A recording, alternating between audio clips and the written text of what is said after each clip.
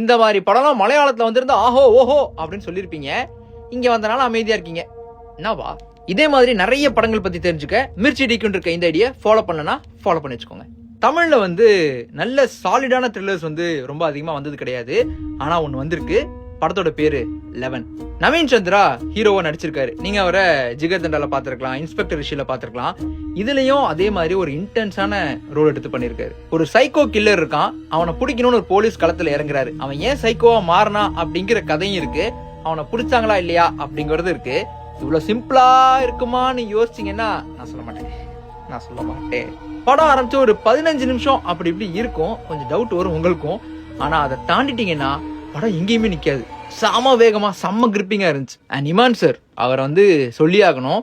அவருடைய மியூசிக் தான் இந்த படத்தை அப்படியே எலிவேட் பண்ணி கொண்டு போனது. டுவர்ட்ஸ் கிளைமேக்ஸ் போக போக நிறைய ட்விஸ்ட் அண்ட் டர்ன்ஸ் வந்துட்டே இருந்துச்சு. ஆனா செமையா என்ஜாய் பண்ணேன். இந்த வீக்கெண்ட் ஒரு பக்காவான த்ரில்லர் படம் பார்க்கணும், போர் அடிக்காம இருக்கணும் அப்படின்னா இந்த படத்தை பாருங்க.